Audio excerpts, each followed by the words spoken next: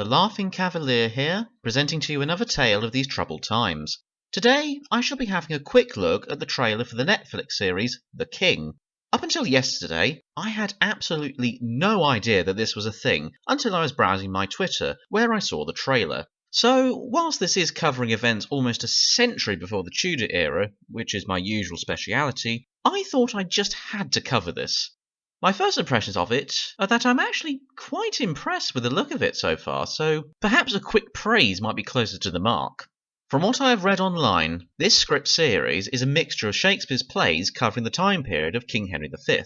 I'm not sure how far back they will be going, whether they will be including Henry IV in there as well, or just start off with his death and the accession of Henry V, but we shall see.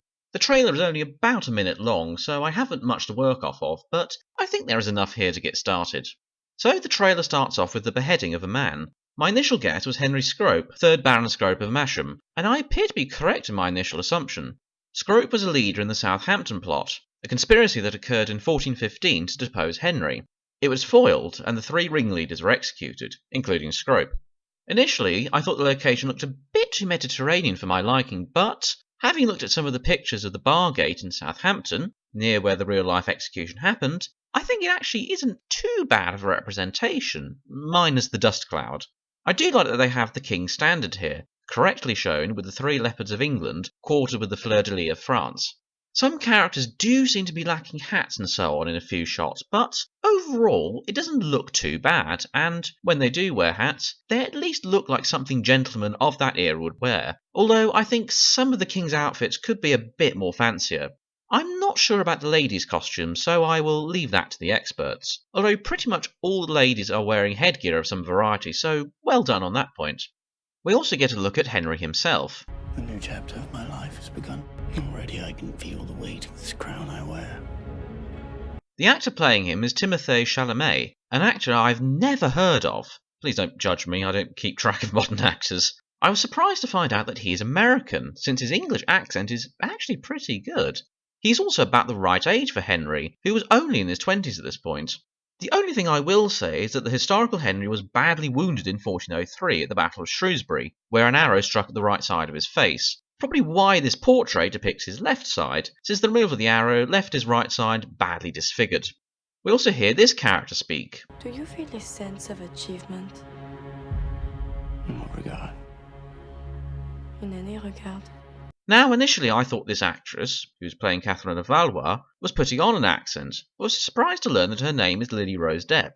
Yes, I know her father is rather famous, but as mentioned, I don't keep track of celebrities. And that she's actually half French, so well done! An actress who has knowledge of the French language is actually playing a French role. Granted, they would be speaking in Old French rather than modern-day French, but contrary to what the writers of the Spanish Princess series say, I can accept modern language being used as long as the feel of it is close to what people would have said, and since they are adapting it from Shakespeare, I hope they will at least keep some of the style of language intact where possible.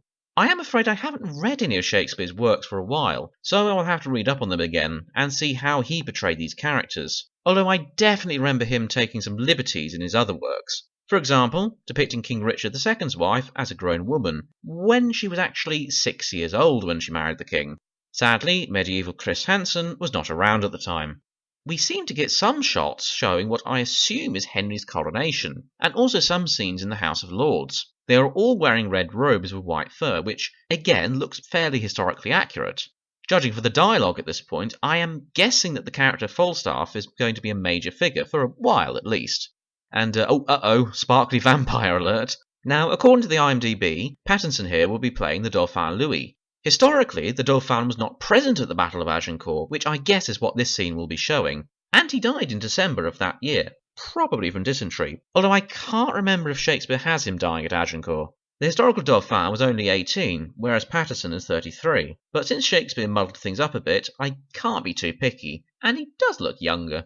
I have a feeling he will be portrayed as an arrogant, if not villainous character, though, if Pattinson's look is anything to go by.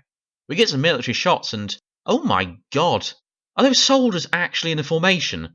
Have we finally got a decent medieval film where the soldiers are deployed in proper formations with tactics and so on, as opposed to the usual Leroy Jenkins free-for-all mess other films have in their battle scenes?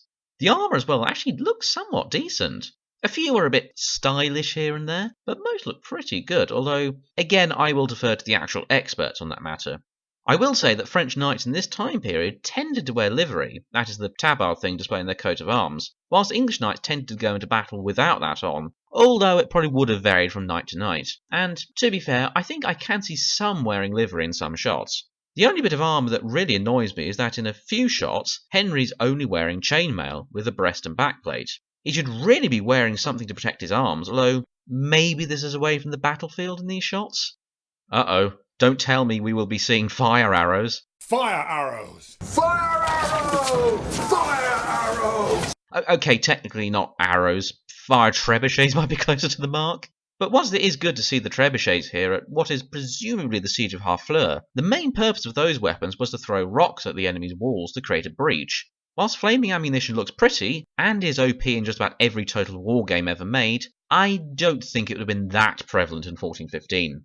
A good shot of the French cavalry here, although two things I will note. If this is meant to be Agincourt, then I think they should be on flat ground rather than on a hill. And secondly, I would have expected to see a lot more lances being carried by the mounted men-at-arms. Now this shot does worry me a little bit, since I assume this is meant to be the English front line, judging by the cavalry charging into it. I see no sign of the English archers, who made up the bulk of the army, whilst there appears to be no stakes in front of their line. Granted, though, these could be French soldiers, but then Henry didn't really have much cavalry, so I don't know why English mounted men-at-arms would be charging at them. So I am left to assume that this is Henry's front line. So that was the trailer for the Netflix series The King.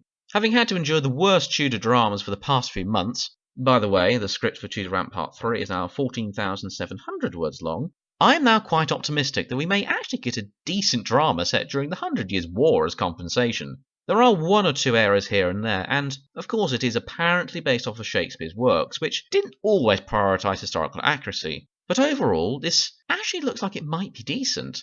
Still, we will have to see how accurate it is when it is released. In the meantime, thank you for listening. This has been the Laughing Cavalier, wishing you a good day.